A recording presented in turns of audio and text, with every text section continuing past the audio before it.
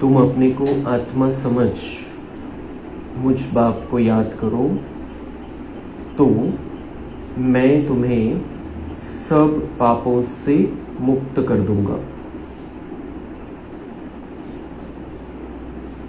प्रश्न, सर्व की सद्गति का स्थान कौन सा है जिसके महत्व का सारी दुनिया को पता चलेगा? उत्तर, आबू भूमि है सबकी सद्गति का स्थान। यह सर्वोत्तम तीर्थ स्थान है। सारे दुनिया की सद्गति यहां से होनी है। सर्व का सद्गति दाता बाप और आदम यानी ब्रह्मा यहाँ पर बैठकर सबकी सद्गति करते हैं। आदम अर्थात आदमी, वह देवता नहीं है, उसे भगवान भी नहीं कह सकते। ओम शांति। डबल ओम शांति, क्योंकि एक है बाप की, दूसरी है दादा की।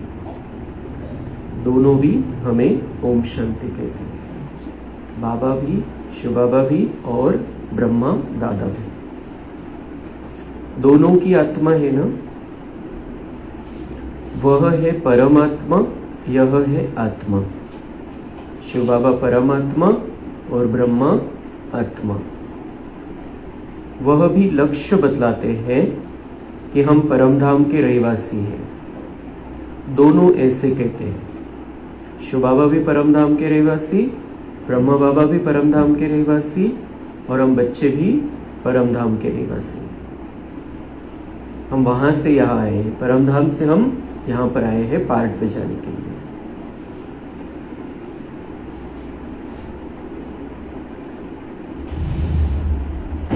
यहाँ अलग अलग होकर बैठना है,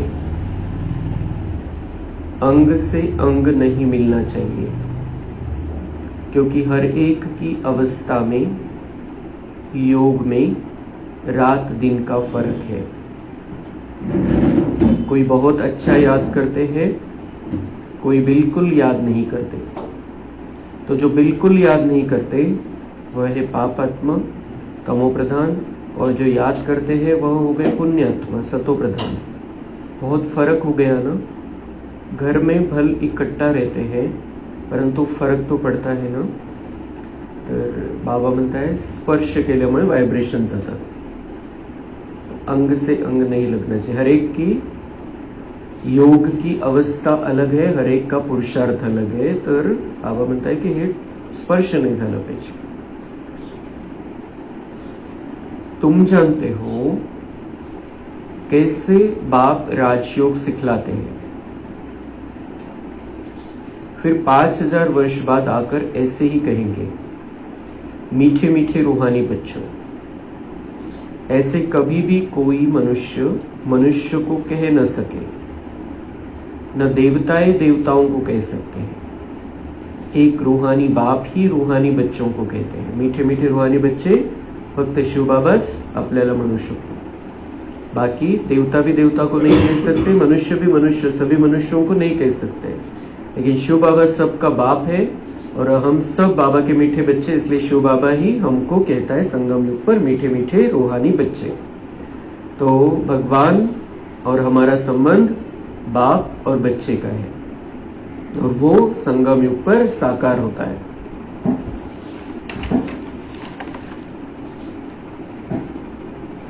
पहले पहले प्रजापिता ब्रह्मा है, बाकी सब बच्चे हैं। प्रजापिता ब्रह्मा भी हमारे अलौकिक पिता हैं और हम सब उनके अलौकिक बच्चे भी हैं। प्रजापिता ब्रह्मा को आदम कहते हैं। आदम माना आदमी, मनुष्य है ना, तो इनको देवता नहीं कहेंगे। एडम को आदम कहते हैं। भक्त लोग ब्रह्मा एडम को देवता कह देते हैं। बाप बैठ समझाते हैं एडम अर्थात आदमी न देवता है न भगवान है, लक्ष्मी नारायण है देवता, डेटिज्म है पैराडाइज में, नई दुनिया है,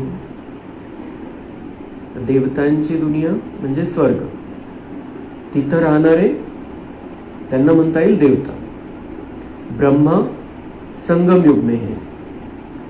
तर ब्रह्माची यादगार अनेक धर्मामध्ये कोणी आदम म्हणतं, कोणी ॲडम म्हणतं, कोणी आदिदेव म्हणतं. वेगवेगळ्या धर्मामध्ये ख्रिश्चन, यहुदी, मुस्लिम, जैन वेगवेगळे नावं दिलेले.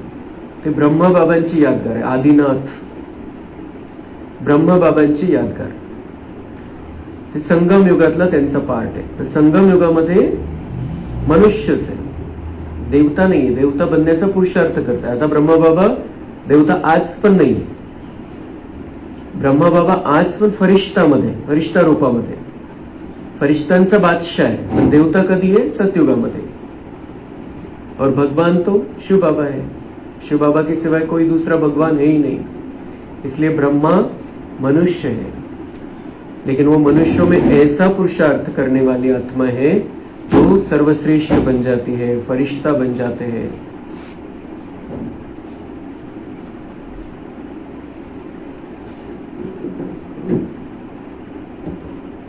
तो वह है वंडर ऑफ द वर्ल्ड. सगळ्यात मोठं आश्चर्य जर कोणतं असेल या दुनियेमध्ये 5000 वर्षामध्ये, तर तो आहे स्वर्ग, जो बाबा आता स्थापन करतायत. अभी स्थापन हो रहा है. मनुष्य यात्रा करने जाते हैं. सबसे अच्छा तीर्थ स्थान यह है. तुम लिखते हो ना, ब्रह्मा कुमारी ईश्वरीय विश्वविद्यालय आबू पर्वत, तो ब्रैकेट में यह भी लिखना चाहिए सर्वोत्तम तीर्थ स्थान. नाव लिहिता आपल्या विद्यालयाचं, तर बाबा म्हणताय कंसामध्ये लिहा सर्वोत्तम तीर्थस्थान. याच्यापेक्षा चांगलं, याच्यापेक्षा श्रेष्ठ तीर्थस्थान या दुनियेमध्ये संपूर्ण कल्पामध्ये कधीच नाही. सतयुग, त्रेता, द्वापर, कलियुग. भलेही आपण स्वर्गामध्ये राहणार आहे, पण तीर्थस्थान जिथं परमेश्वराशी आपलं मिलन होतं ते सर्वश्रेष्ठ स्थान. म्हणून सर्वोत्तम तीर्थस्थान आबू. आबू मध्ये ब्रह्माकुमारी ईश्वरीय विश्वविद्यालय. क्योंकि तुम जानते हो सर्व की सद्गति यहां से होती है, यह कोई जानते नहीं. आपल्याला माहिती झालेलं आहे, दुनियावाल्यांना माहिती होत आहे आता हळूहळू. सर्व की सद्गति यहां से होती है, क्योंकि सद्गति करने वाला भगवान आबू पर्वत पर आते हैं, मधुबन में आते हैं.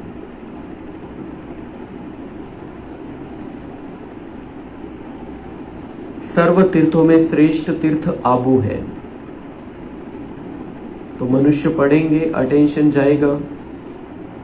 कंसामध्ये जर लिहिलं तर बाबा म्हणताय मनुष्य पडेंगे, अटेन्शन जाएगा. नेमकं काय मग हे सर्वोत्तम म्हणताय, मग नेमकं इथं काय ते बघण्यासाठी येतील. उनको ज्ञान मिलेगा, ज्ञान मिलेगा तो वो भगवान से जुड़ सकते हैं.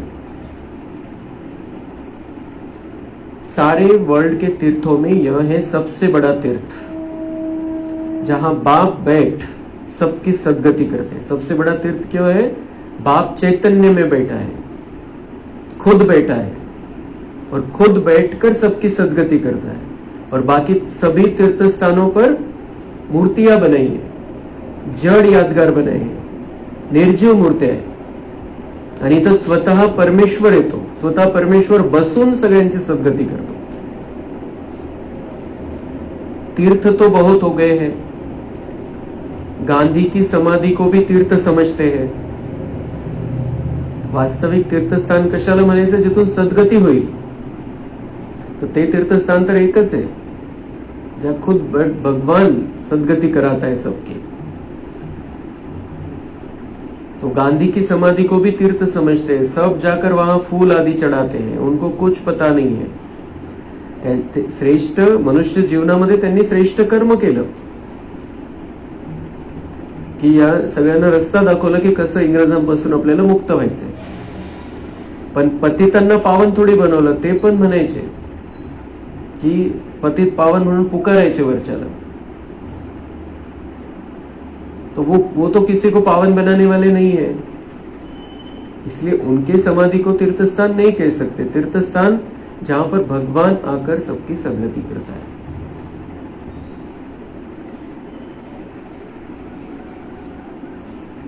तो तुम बच्चे जानते हो ना, तो तुमको यहां बैठे दिल अंदर बड़ी खुशी होनी चाहिए,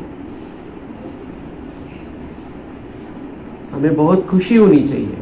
यहां बैठे मतलब हम सब मधुबन वाले हैं, हम मधुबन में बैठे हैं। ऐसे कोई मधुबन में बैठा है डायरेक्ट आज, और यहां पर भी हम बैठे हैं, तो हम मन से मधुबन में, और हम मधुबन के ही रहने वाले। आपला जो जन्म झाला, नवा जन्म झाला, तर आपलं अलौकिक जन्माचं जन्मस्थान आहे मधुबन। मधुबन मध्ये बाबांनी जन्म दिलेला आहे आपल्याला, इसलिए हम वहां के हैं। यहां पर बाबा ने कर्म करने के लिए भेजा है, कुछ अनुभव करने के लिए भेजा है, कुछ पुण्य जमा करने के लिए भेजा है। जैसे हमने कल कहानी में सुना कि बाबा ने कैसे सबको वहां से बाहर भेजा सेवा करने के लिए। उनको डायरेक्ट भेजा, हमको इनडायरेक्ट भेजा, कैसे तैयारी करके बाबा ने भेजा। सुंदर कहानी है वो। और अब हमें भी इसी भावना से रहना है कि हम मधुबन में सब तो नहीं रह सकते, कंटिन्यू तो नहीं रह सकते, तो हम वहां से यहां पर आए हैं, और हमारा कर्तव्य है सबकी सेवा करना, सबको रास्ता बताना।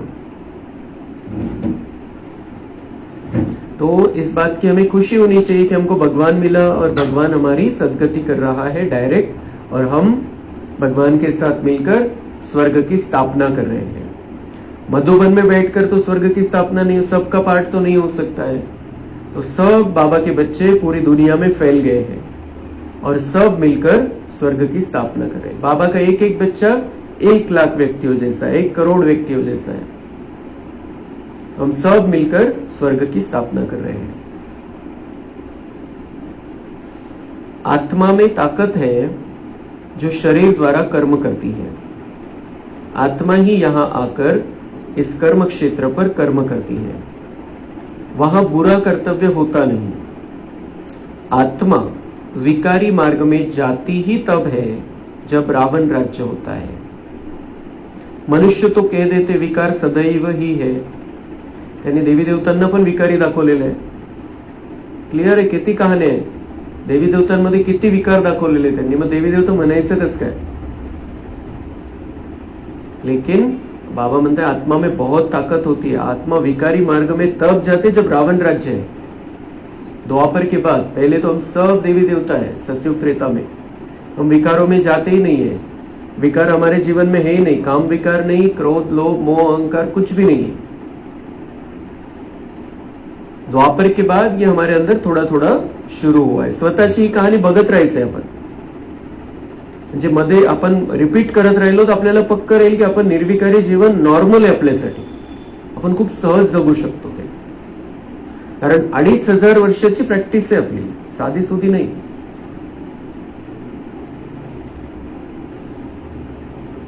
तुम समझा सकते हो वहां रावण राज्य ही नहीं तो विकार हो कैसे सकते? जहां देवता है वहां रावण राज्य ही नहीं है तो विकार हो कैसे सकते हैं? और देवता में विकार है तो देवता ही नहीं है। वहां है ही योग बल। ही जी ताकद आपण जमा करतोय आता संगम युगामध्ये, ती ताकद बाबांच्या कनेक्शन मधून जी ताकद आपण घेतोय ती जमा करून आपण सोबत घेऊन जाणार आहे, आणि ही ताकद आपल्याला 2500 वर्ष चालवणार आहे। त्यामुळे विकारांचं नामोनिशान पण नाही आहे।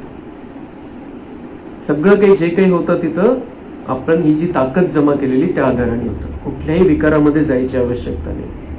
सृष्टी कंटिन्युअस चालू आहे, 2500 वर्ष पण चालतीये, संख्या पण वाढत जाते, पण विकारांचं नामोनिशान नाही, कारण योग बलाने सगळं काही होतं। भारत का राजयोग मशहूर है, बहुत सीखना चाहते हैं, परंतु जब तुम सिखलाओ, बऱ्याच जणांनी शिकायचंय, माहिती करून घ्यायचंय, पण तुम्ही शिकवाल तेव्हा। भारत का राजयोग, प्राचीन राजयोग, ये जो बाबा हमें सिखा रहा है वही है। और तो कोई सिखला न सके। बाबा ने मेरे बच्चों की सिवाय कोई सिखला नहीं सकता, मैं बच्चों को सिखलाता हूं और बच्चे सबको सिखला सकते हैं। दूसरा कोई भी ये राजयोग अपने आप को आत्मा समझकर परमात्मा से कैसे जुड़ना है ये नहीं सिखा सकता है। जैसे महर्षि था, कितनी मेहनत करता था योग सिखलाने के लिए, परंतु दुनिया थोड़ी जानती कि यह हठयोगी राजयोग कैसे सिखलाएंगे। चिन्मयानंद के पास कितने जाते हैं, एक बार वह कह दे कि सचमुच भारत का प्राचीन राजयोग सिवाय बीके के कोई समझा नहीं सकते तो बस। परंतु ऐसा कायदा नहीं है जो अभी यह आवाज हो, सब थोड़े ही समझेंगे, बड़ी मेहनत है, महिमा भी होगी पिछाडी में। तर जसं बाबांनी आपण जे कहाणीमध्ये ऐकलं काल की त्यामध्ये बाबा त्यांना कसं तयार करत होता सेवेसाठी, की हे सगळे तुमच्या समोर झुकतील, पुढे चालून मोठे मोठे साधू संन्यासी तुमच्या समोर झुकतील, त्यांना क्लियर होईल एकदम। और ये वो जो दिन है वो तब नहीं आया तुरंत, बाबाने पाठवलं हे सांगून त्यांना की तुमच्या समोर हे सगळे झुकणार आहे, कारण ते जर तसे तयारच झाले नसते म्हणून वेगवेगळ्या युक्त्या वापरल्या बाबांनी की काय काय होणार है पुढे। तो वो दिन अभी आ गए हैं, जो बाबा ने उनको सेवा के लिए भेजा था उसका खास रिजल्ट अभी आ रहा है कि सब समझ रहे हैं कि भगवान कौन है, राजयोग कहां से सीख सकते हैं, सबकी सदगति कहां से हो सकती है, दुनिया में शांति कैसे कहां से स्थापन हो सकती है, वो अब डायरेक्ट कहने लगे। बाबांनी चिन्मयानंदचं उदाहरण दिलं, अगर वो कह दे एक बार, लाखों शिष्य असतात या लोकांचे, वो एक बार कह दे कि भारत का प्राचीन राजयोग सिवाय बीके की कोई समझा नहीं सकते तो बस। आणि शेवटी असंच होणार आहे। आपण म्हणतो आजपर्यंत 50 लाख झालेले, 1 कोटी झालेले असतील समजा, 33 कोटी कसे होतील? एकतर साक्षात्कार आणि एकतर हे जे मोठे आहेत त्यांच्यापैकी कोणीतरी माईक निघल, 2-5 जण ज्यांचे लाखों शिष्य है, और वो कह दे रहा है, वो जो आज तक कहते हैं वो कहना छोड़कर ये कह दे कि आप इधर चले जाओ, त्यांचे सगळे शिष्य बाबांचे बनून जाते। इसीलिए अभी कम समय रहा है, लेकिन 33 करोड़ तक संख्या जानी है बाबा के बच्चों की, तो वो अर्जेंट इस हिसाब से होना है एकदम। म्हणजे एकाच्या द्वारे साक्षात्कार होईल, लाखो बाबांचे बच्चे बनतील। आणि काही असं होईल की हे जे मोठे मोठे ते म्हणतील की तुम्ही तिकडे जा आता।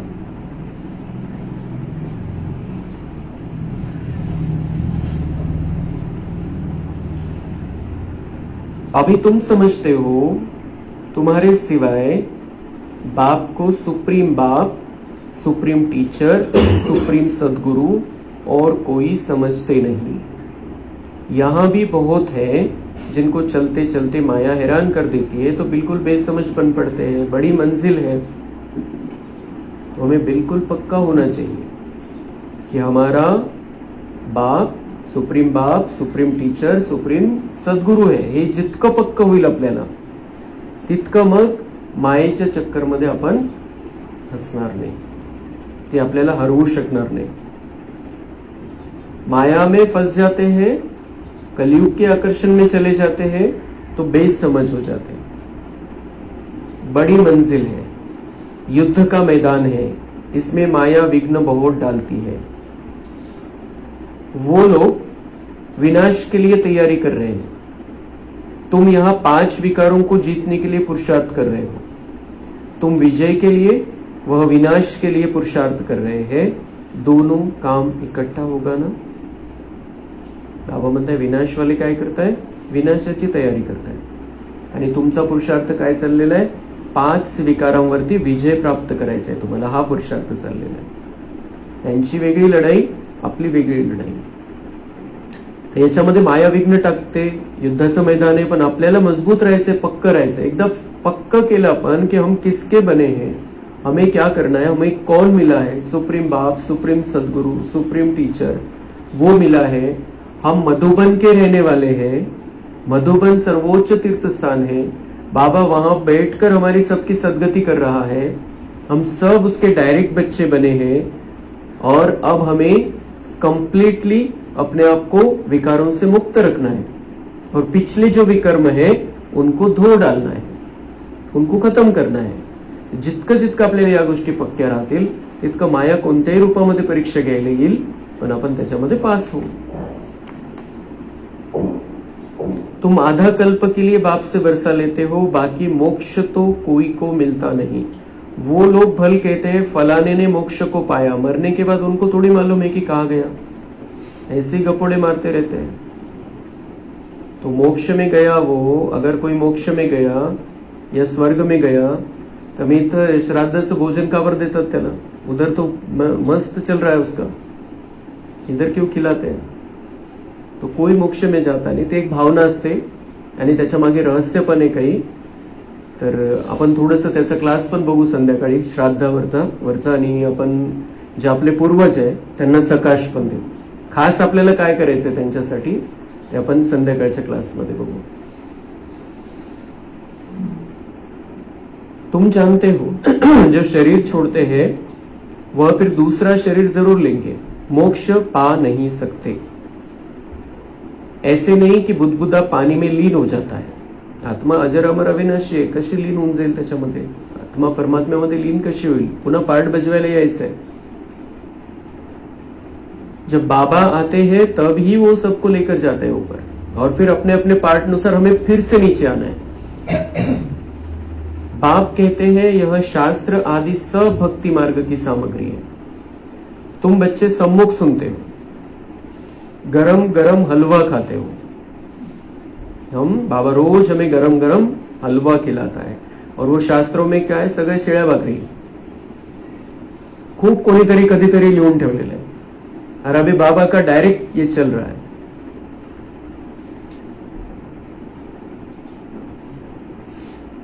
सबसे जास्ती गरम हलवा कौन खाते हैं? ब्रह्मा. क्यों? क्योंकि बिल्कुल डायरेक्ट ब्रह्मा बाबा शिव बाबा साथ में थे, साथ में बैठते, अभी भी साथ में. ये तो बिल्कुल उनके बाजू में बैठे. झट सुनते और धारण करते हैं, फिर यही ऊंच पद पाते हैं. सूक्ष्म वतन में वैकुंठ में इनकाही साक्षात्कार करते हैं. आपण बघितलं कहाणीमध्ये की कसं साक्षात्कार, इथं असताना तिथला साक्षात्कार. यहां भी उनको ही देखते हैं आंखों से. बाप पढ़ाते तो सबको है, बाकी है याद की मेहनत.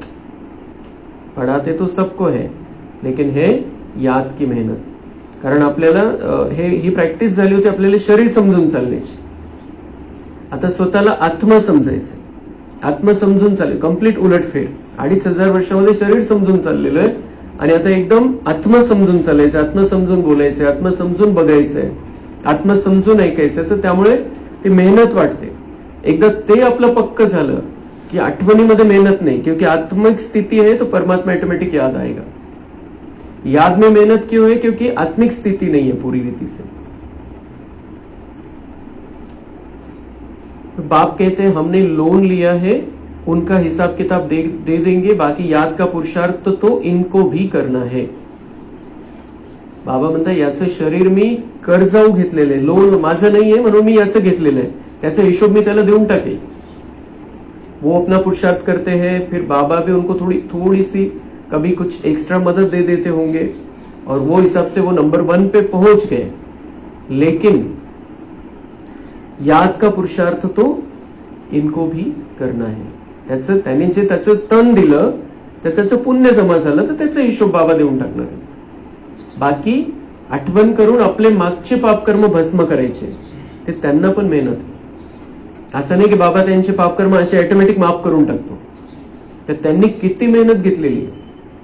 बाबा त्यांच्यामध्ये आल्यानंतर आणि त्यांनी बिलकुल बाबांनी क्लिअर सगळं दाखवल्यानंतर की असं स्वर्ग, इतकं सुंदर स्वर्ग येणार आहे आणि या स्वर्गाचा बादशाह तू बनणार आहे, तरी सुद्धा त्यांनी किती मेहनत घेतली. क्योंकि बाबा कुछ भी काम ऐसे ही किसी पर छू मंतर से या किसी विशेष मेहरबानी से कुछ भी नहीं करता है. तर त्यांनीही तेवढी मेहनत घेतलेली आणि इतकी मेहनत घेतलेली आहे की नंबर 1 ची मेहनत, आणि त्यामुळे ते नंबर 1 ला पोहोचणार आहे. तो हमें भी जो बाबा कराना चाहता है हमसे वो सब कुछ करना है. बाबा साथ में है और हम भी उसके लेवल तक, ऊपर के लेवल तक पहुंच सकते हैं. 8 में आ सकते हैं, 108 में आ सकते हैं, 16,108 में आ सकते हैं, 9 लाख में आ सकते हैं. 9 लाख से फिर आगे नहीं, हमें सतयुग के स्टार्ट से आना है. एवढं पक्क करायचं आपल्याला.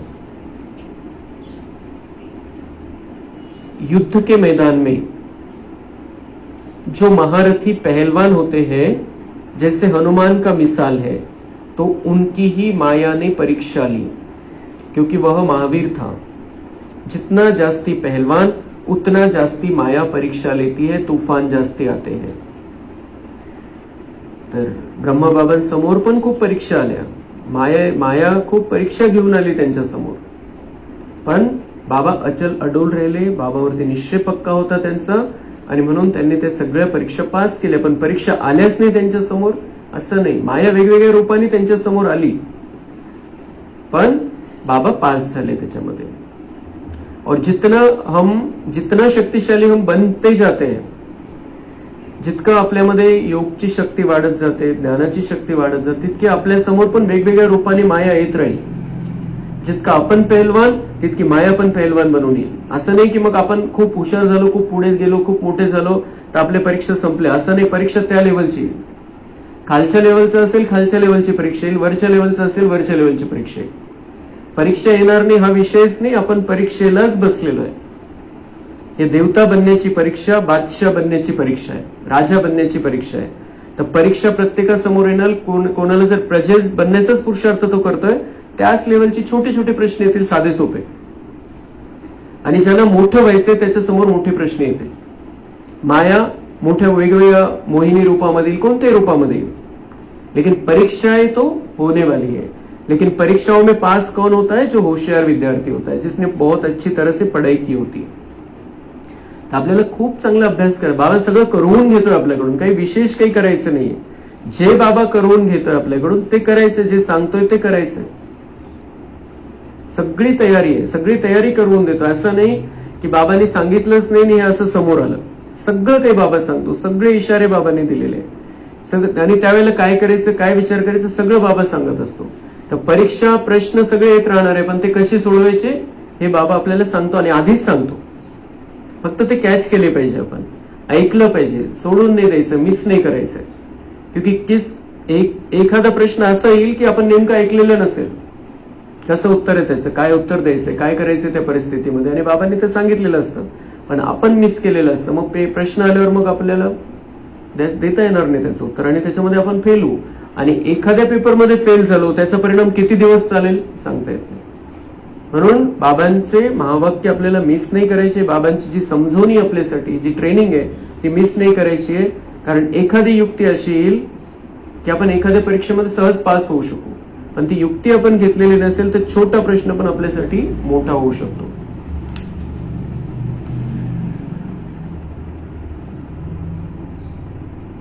बच्चे लिखते हैं, बाबा हमको यह होता है। बाबा कहते हैं यह तो सब कुछ होगा। बाबा रोज समझाते खबरदार रहना, ये होता है। बाबा म्हणता होएगा, जरूर होगा, क्योंकि तुम युद्ध के मैदान पर हो, तुम्हें देवता बनना है। बाकीच्यांना नशीब बनवायचंच नाहीये, तुम्हाला नशीब बनवायचं, आणि ते पण 5000 वर्षाचं बनवायचंय। तर बाबा म्हणते परीक्षा तर येतील, पेपर तर होतील, पण ते पेपर पण जेव्हा बाबा सोबत आहे तेव्हा ते पेपर पण काहीच वाटणार नाही आपल्याला, ते खेळ वाटेल फक्त, आणि मजा येईल पेपर सोडवताना। हुशार विद्यार्थ्याला आनंद येत असतो प्रश्न सोडवताना, तो लोड नाही घेत। तो बाबा रोज समझाते खबरदार रहना, ऐसे ऐसे होगा, लेकिन तुम्हें खबरदार रहना है, सावधान रहना है। लिखते हैं बाबा माया बहुत तूफान लाती है, कोई कोई देह अभिमानी होते हैं तो बाबा को बतलाते नहीं है। तुम अभी बहुत अक्लमंद बनते हो, आत्मा पवित्र होने से फिर शरीर भी पवित्र मिलता है, आत्मा कितनी चमत्कारी हो जाती है। तो माया, बाबा को बच्चे कहते रहते माया तूफान लाती, ये होता है वो होता है। बाबा मतलब कोई कोई देह अभिमानी होते हैं तो बाबा को बतलाते नहीं, हमें बाबा से कुछ भी छिपाना नहीं है। माया आई, परीक्षा आई, कुछ भी हुआ, बाबा को सब कुछ बता। ऐसे तो बाबा सब कुछ हमारा देखता ही है, उसको पता ही है, वो कभी भी हमें चेक कर लेता है। उसके पास बहुत बड़ी टीवी है, हमारी एक अकेले की बहुत बड़ी टीवी है, बड़े स्क्रीन पे वो हमको देखता है। त्याला तर माहिती सगळं, त्याला जेव्हा चेक करायचं तो बघतो, मग आपण स्वतःहूनच सांगून द्यायचं, बाबा ऐसे ऐसे हुआ, ऐसा ऐसा विचार आहे, ऐसा संकल्प आया, ये गलत हुआ, ये ऐसा हुआ। खूप प्रेमाचं नातं निर्माण करायचं बाबांशी। बाबा आपल्याला असं नाही की तो चाबूक घेऊन बसलेला आहे, आपण चूक सांगितली त्याला आणि तो मारून काढेल, झोडून काढेल। उलट तो आपल्याला मदत देईल, ताकद देईल कि ऐसा फिर ना हो, शक्ति भरेगा हमारे अंदर। तो इसलिए बाबा से कुछ भी छिपाना नहीं है। बाबा बोलते अभी तुम अक्लमंद बनते हो, आत्मा पवित्र होएगी, फिर शरीर भी पवित्र मिलेगा। आत्मा कितनी चमत्कारी हो जाती है। हा चमत्कारच आहे। जी आत्मा बिलकुल पाप आत्मा बनली होती पुण्य आत्मा बनून जाते, निर्बल बनली होती बलवान बनून जाते। आपण कलियुगामध्ये इतक्या खालच्या लेवलला आलो तो सतयुगामध्ये नंबर 1 लेवलला पोहोचतो। ये आत्मा का चमत्कार है। और आत्मा का चमत्कार क्यों है? क्योंकि हम बाबा से कनेक्टेड है। हम ज्ञान योग धारणा सेवा चारों में आगे जाते हैं तो जैसे कि चमत्कार हो जाता है। बाप समझाते हैं भाई भाई समझो, यह है पिछाड़ी का संबंध, फिर ऊपर भी भाइयों से जाकर मिलेंगे। हम सबको भाई भाई समझना है, सभी हमारे भाई भाई है, स्त्री है पुरुष है, हम बाबा के बच्चे हैं, सब भाई भाई आत्मा के नाते से। फिर भाइयों से जाकर मिलेंगे ऊपर भी सब आत्मा रूप में है, स्त्री पुरुष नहीं आत्मा, सब भाइयों से जाकर हम ऊपर मिलेंगे परम धाम में। मतलब हम परम धाम में सब जाएंगे, आत्मा रूप में भाई भाई है। फिर सतयुग में नया संबंध शुरू होगा। वहां पर साला चाचा मामा आदि बहुत संबंध नहीं होते, संबंध बहुत हलका होता है, थोडं थोडं राहील, कारण तिथं एकच मामा राहील, एकच काका राहील, एकच चाचा राहील, एकच साला राहील। इथं किती आहे, चुलत चुलत किती आहे, सख्खे किती आहे, तो वहां पर संबंध बहुत हल्का होता है, फिर बढ़ता जाता है। अब तो बाप कहते हैं भाई बहन भी नहीं, भाई भाई समझना है, नाम रूप से भी निकल जाना है। बाप भाइयों यानी आत्माओं को ही पढ़ाते हैं। अच्छा, मीठे मीठे सिक्के लदे बच्चों प्रति माता पिता बाप दादा का याद प्यार और गुड मॉर्निंग। रूहानी बाप की रूहानी बच्चों को नमस्ते। हम रूहानी बच्चों की रूहानी बाप दादा को याद प्यार गुड मॉर्निंग नमस्ते। वाह बाबा वाह, शुक्रिया बाबा शुक्रिया। धारणा के लिए मुख्य सार है, अब पिछाड़ी का समय है, वापस घर चलना है, इसलिए अपनी बुद्धि नाम रूप से निकाल देनी है। हम आत्मा भाई भाई है, यह अभ्यास करना है, देह अभिमान में नहीं आना है। हर एक की अवस्था और योग में रात दिन का फर्क है, इसलिए अलग अलग होकर बैठना है, अंग अंग से न लगे।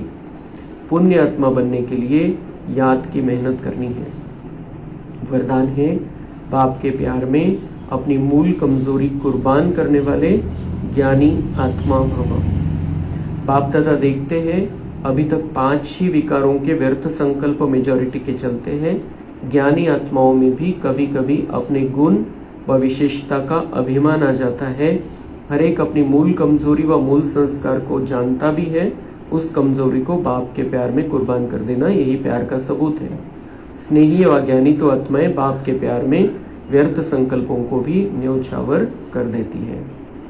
तर बाबांच्या प्रेमामध्ये सगळं जे काही खराबी जे काही कमजोरी ती आपल्याला संपूर्णपणे समाप्त करून टाकायची। व्यर्थ चलता है, व्यर्थ को समाप्त कर देना है बाबा के प्यार में, क्योंकि व्यर्थ बातें हमें शक्तिशाली बनने नहीं देगी और आत्मा को चमत्कार करके दिखाना है। अगर व्यर्थ बातें हैं तो कोई चमत्कार नहीं होगा, इसलिए व्यर्थ से मुक्त होना है। सगळ्यात पहिला पुरुषार्थ आपल्याला करायचा है व्यर्थ से मुक्ति। समर्थ संकल्प करने हैं, बाबा की याद में रहना है, ज्ञान के संकल्प रचने हैं और किसी भी बात का अभिमान नहीं आना चाहिए। अपनी गुण या विशेषता का अभिमान, स्वमान मध्ये राहायचंय की आपल्याला जे मिळालेलं आहे ते कोणाकडे नाहीये, पण याच्यासाठी राहायचं की आपल्याला ते सगळ्यांना द्यायचंय।